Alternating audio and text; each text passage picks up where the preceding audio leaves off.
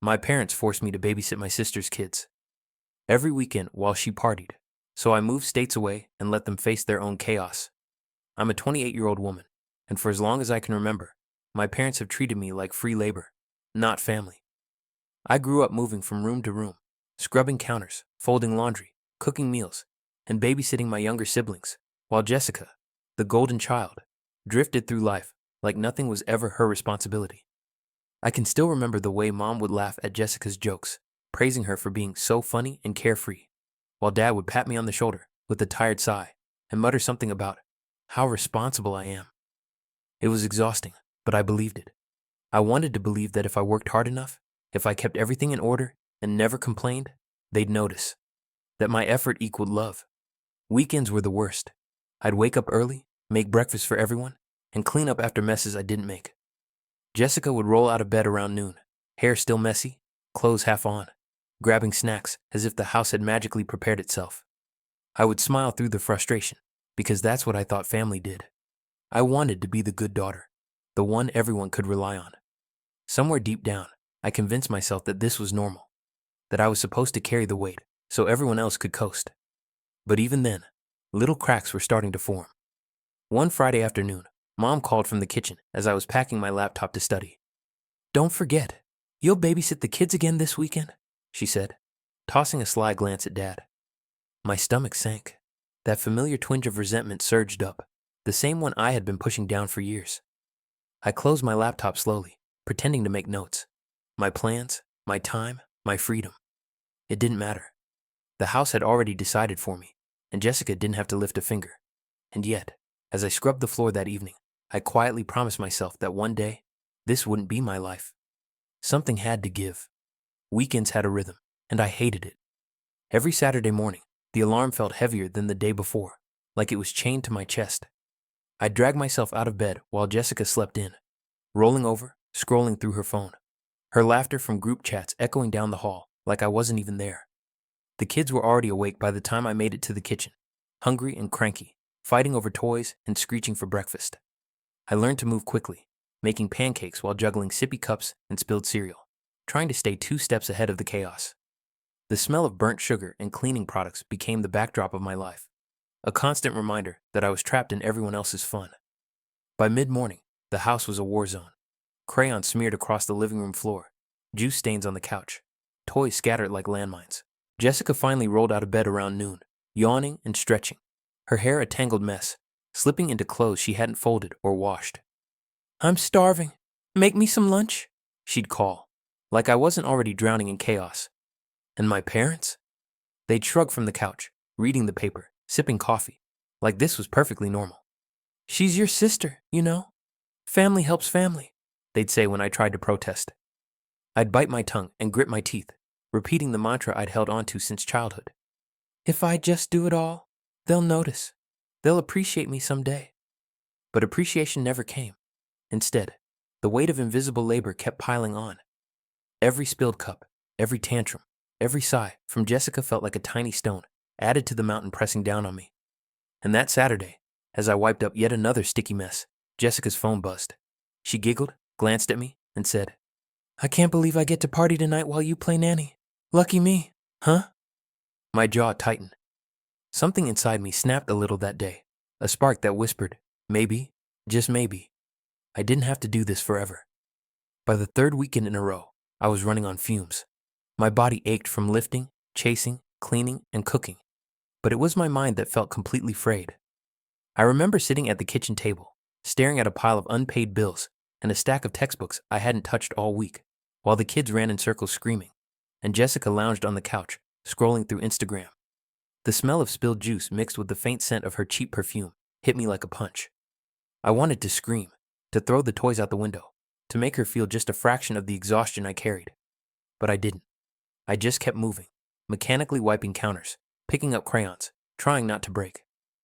"Can you help me find my socks?" Jessica asked lazily, holding up mismatched shoes. I forced a smile. "Sure," I said, my voice tight, and dropped the load of laundry I'd been folding for the 10th time this morning. My parents peeked in, giving me that familiar nod of approval, their eyes soft with pride at how responsible I was. I wanted to throw the entire load at them. I was tired of being the responsible one while Jessica got to coast, praised for nothing more than her charm. That night, after tucking the kids into bed, I collapsed on the living room floor. My head throbbed, and I could feel the sting of tears pressing behind my eyelids. I kept thinking about all the weekends I'd lost, all the parties I'd missed, all the nights I spent wiping sticky floors instead of living my life. And then, Jessica came into the room, laughing into her phone. "I can't believe I'm going to the club tonight, and you're stuck with the little monsters," she said, smirking like it was a joke. I gritted my teeth, barely breathing, trying to calm the storm inside me. Something inside me was shifting. This wasn't just unfair. It was abusive, and I could feel the first sparks of anger, hot and dangerous, rising up. Maybe it was time I stopped believing that doing everything for everyone else would earn me love. That weekend, everything hit me at once. The kids were sick, coughing, whining, refusing to eat, and Jessica still hadn't surfaced. I scrambled to clean up messes, make soup, fetch medicine, all while balancing work calls on my phone and trying not to snap at the little ones. The air in the house was thick with the smell of disinfectant and frustration, and every time one of them cried, my chest tightened like a vice. I was exhausted, mentally and physically, but my parents seemed blissfully unaware, lounging in the living room, reading the paper, sipping coffee, commenting casually. "She'll manage. Don't worry." By noon, Jessica finally stumbled in, hair matted, clothes wrinkled, eyes glazed from last night's party. She glanced around the chaos and laughed. "Wow, looks like you're really holding it together," she said, voice dripping with mock sympathy. I froze. Mock sympathy. After everything, after the endless weekends, the sleepless nights, the spilled juice, the tantrums, the cleaning and cooking and scrubbing, this was all she had to say? My hands were shaking as I set down the pan of soup I had been stirring, and the first words out of my mouth were sharp. "You have no idea what I've done today," I said. "Maybe you could try helping for once, instead of disappearing." Jessica rolled her eyes, flopped onto the couch, and pulled her phone out. "Relax, I'm just having fun. You're dramatic," she said, smiling like I was the crazy one. My parents chimed in with a sigh. "She's just being responsible, honey. You know how she is."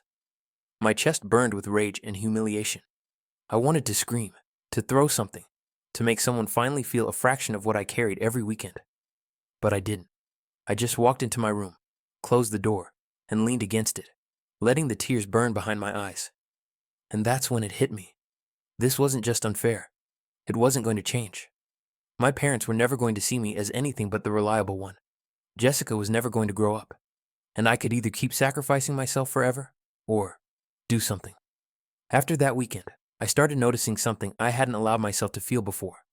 Longing. A quiet, insistent desire to take my life back, to exist outside the endless cycle of messes, tantrums, and parties. I would lie awake at night, staring at the ceiling, imagining an apartment of my own, a city where I could lock the door and finally breathe. For the first time in years, I allowed myself to think about a future that didn't include cleaning up after everyone else. The thought made my chest ache with both hope and guilt. Guilt, because I'd been taught my worth was in my service, in my reliability. Hope, because maybe I didn't have to live that way anymore. During the weekdays, I started sneaking in little experiments in rebellion, skipping the earliest errands, claiming I had work to do, saying no to minor requests, feeling my heart pound as my parents' eyebrows lifted in confusion or slight disapproval. Jessica, of course, never noticed. She still floated through life as if it were a playground meant only for her amusement, tossing casual jokes about how lucky she was to party while I did all the work. I forced a smile each time, but inside, a seed of defiance was taking root, growing stronger with every laugh at my expense. I also began researching jobs and apartments far from home, saving money, calculating rent, figuring out the logistics of escape. Every detail I wrote down felt like a brick in the foundation of a life that was actually mine. And every time Jessica called to brag about her weekend plans, or my parents mentioned the next babysitting shift, the spark grew hotter, more insistent. That week, after putting the kids to bed, I sat alone in the quiet kitchen. I could hear the faint bass from Jessica's party drifting through the walls, and I realized I didn't have to be the one holding everything together anymore.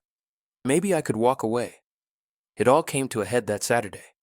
I had barely slept the night before, juggling work deadlines and the kids' fevers, and I walked into the living room to find chaos like nothing I'd seen before. Crayon smeared across the walls, toys flung into corners, and one of the little ones crying with a scraped knee because Jessica had left them unattended while she ran off to meet friends. My heart pounded, my hands shook, and I felt that familiar surge of rage and helplessness. I called my parents into the room. "Look at this!" I shouted, trying to keep my voice steady, pointing to the mess, the injury, everything. She wasn't here for more than an hour, and this happened. How is this my responsibility? Mom blinked. Dad shrugged. "You could have been paying more attention," Dad said casually, as if I wasn't already exhausted beyond reason. Jessica, of course, appeared 5 minutes later, hair a mess, eyeliner smudged, laughing. "What? It's not like it's my fault the kids are monsters," she said, flippantly scrolling through her phone. Something inside me snapped. Years of invisible labor, endless weekends, sleepless nights, and constant guilt. They all came crashing down at once. I felt anger, betrayal, and disbelief swirled together like a storm in my chest. How had this become normal? How had I allowed myself to be trapped in their system, while Jessica got to float freely, praised for nothing? That's when I realized the truth I'd been avoiding. My parents would never see me as anything but the responsible one. Jessica would never change, and I didn't have to do this anymore. In that moment, I quietly started recording everything. Texts, photos of the mess, videos of situations where the kids were neglected while Jessica partied.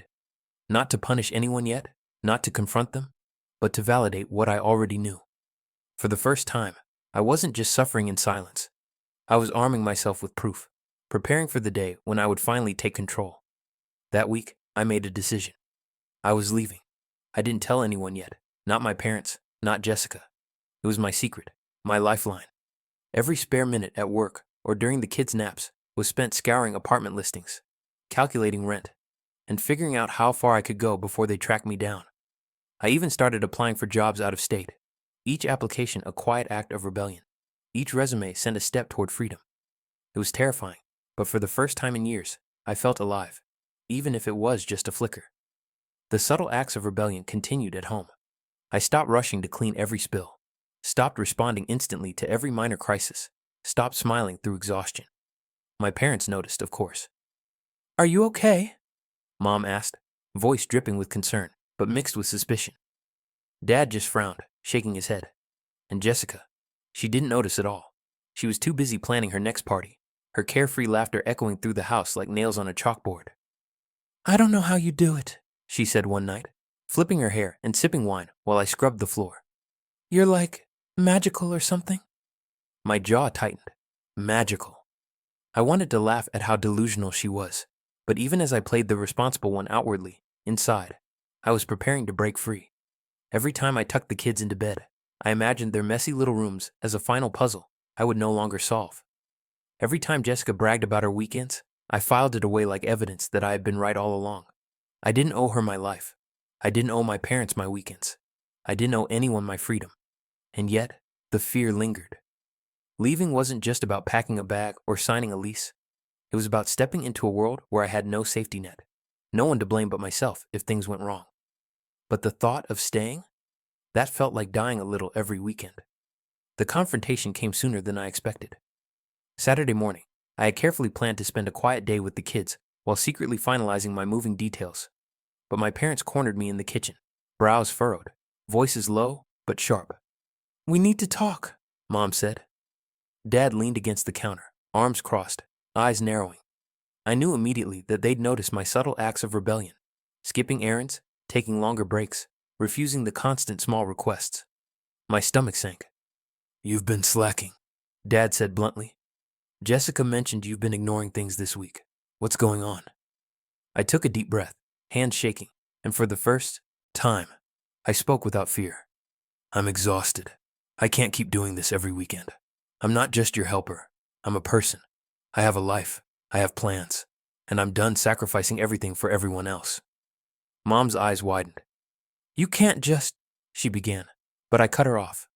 "No, I've spent years doing everything for Jessica while you all look the other way. I've missed my own life.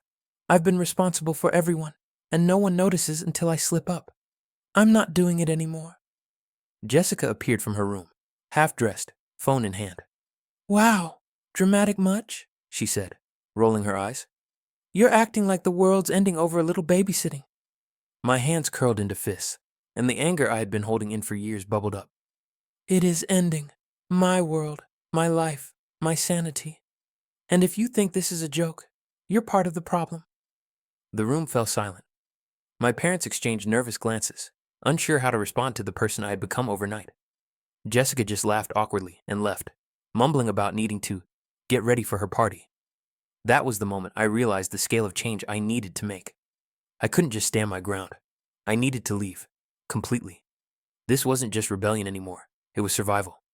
The next few days were a blur of packing, planning, and quiet adrenaline. I couldn't believe it was actually happening. I was really going to leave. I folded my clothes carefully, stuffed boxes with keepsakes I didn't want them pawing through, and labeled everything meticulously.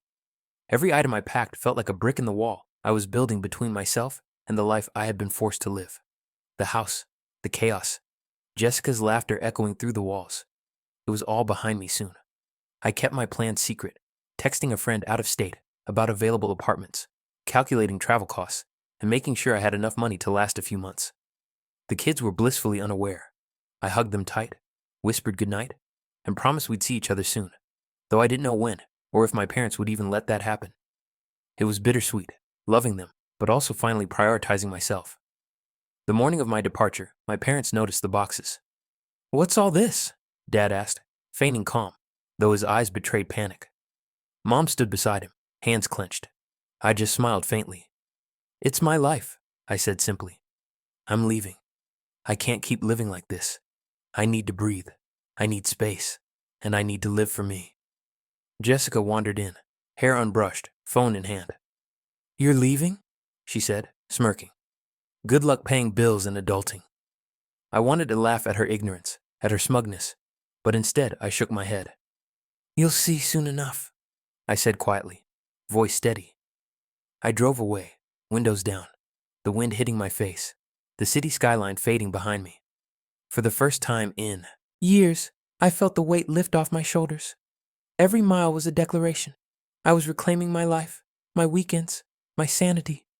And while part of me worried about the chaos I was leaving behind, a larger part felt relief, excitement, and finally freedom. I settled into my new apartment slowly, each unpacked box a small victory, each quiet night a luxury I hadn't known I'd been missing. The city felt alive in a way my hometown never had, vibrant and chaotic, but mine to explore.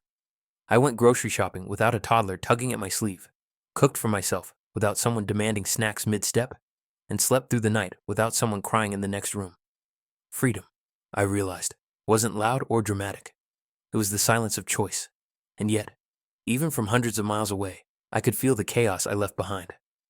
The text started slowly, almost cautiously, from my parents. Are you sure about this? We need you here. The kids.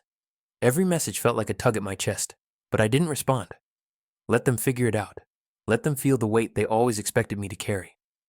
Then came the updates from family, friends, and neighbors. The kids had tantrums that lasted hours. Meals were forgotten, chores undone. Jessica had a minor meltdown when one of the little ones spilled juice on her favorite rug.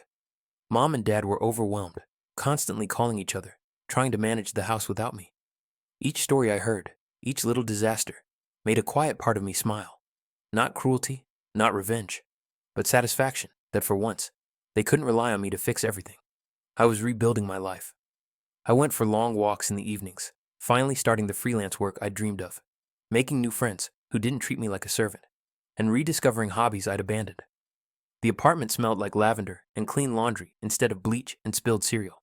I cooked meals I actually enjoyed, listened to music as loud as I wanted, and finally had space to think without guilt pressing down on me. For the first time, I wasn't living for anyone else. I was living for me. And while I didn't wish actual harm on anyone, letting my parents and sister deal with the mess they created felt right. Weeks passed, and I started to truly feel the difference. My mornings weren't dictated by screaming children or Jessica's laziness. My evenings weren't stolen by endless chores or guilt trips. I began journaling again, something I hadn't done in years, pouring out all the frustration, anger, and relief I'd bottled up. I was rediscovering myself, the woman I had put on hold for decades, the one who deserved more than unpaid labor and invisible gratitude. The messages from my parents didn't stop entirely, but they changed tone. We miss you, Mom texted cautiously one morning. We're struggling, Dad added, I read them, felt a twinge of guilt, but reminded myself that I'd spent years sacrificing for their comfort. My boundaries had never been respected, and suddenly, the weight of responsibility was off my shoulders. Let them struggle for a while. It was their turn. And then came the news from a mutual friend. Jessica had actually called the fire department by mistake while trying to fix a small kitchen fire. The kids were fine, thankfully, but the house smelled like smoke, and Mom and Dad had panicked for hours. I couldn't help it. I laughed quietly, shaking my head. Not maliciously, but the universe had finally handed them a taste of the chaos they'd forced me to endure for years. I realized something essential that week. Freedom wasn't just leaving physically, it was emotional too. I didn't have to forgive my parents or Jessica yet, but I could release the guilt, the burden, and the expectation that I was responsible for their happiness. I started making long-term plans for my career, for travel, for the small joys I had postponed. Sitting on my balcony one evening, watching the city lights flicker below, I felt a sense of empowerment I'd never known. For the first time, I wasn't just surviving. I was thriving. And deep down, I knew they'd have to learn to manage the chaos they had created on their own. It had been a few months since I left, and life felt astonishingly, beautifully mine. I woke up on weekends with no alarms but my own. I cooked breakfast at my own pace, drank coffee while watching the city wake up, and laughed at shows that weren't interrupted by cries or spilled juice. I had friends over who actually appreciated my company, and I went out at night without worrying about someone else's schedule or chaos. Every corner of my apartment, every little decision was mine, and it felt incredible. Then the updates started coming in, secondhand through friends or social media. Jessica's parties had become messier, more chaotic, and now the little ones were constantly in tears or misbehaving at school because there was no consistent supervision. My parents were exhausted, scrambling to fix things I had once managed effortlessly. One text from a friend made me pause and smile quietly. "Heard your parents called the fire department again, over breakfast. Classic." Not revenge, not malicious satisfaction, just validation. They were finally feeling what I had lived through for years. I sat on my balcony that evening, reflecting on the storm of my life before I left. All the weekends lost, the emotional labor, the exhaustion, the guilt. I had carried it all alone. And now, by leaving, I hadn't just escaped. I had forced them to confront their own chaos, and, in doing so, learned the ultimate lesson. Boundaries, self-respect, and prioritizing my own life were not selfish. They were necessary. The most unexpected part? I felt no anger anymore. Not at Jessica, not at my parents. I felt clarity, empowerment, and a deep sense of peace. I had survived years of being invisible, undervalued, and overworked. And now, I was thriving. I realized that letting them face the consequences was not cruelty. It was fairness, natural and inevitable. As I poured myself a glass of wine and watched the city lights flicker, I smiled, finally free. My life, my weekends, my sanity. They were mine, and no one could take them from me.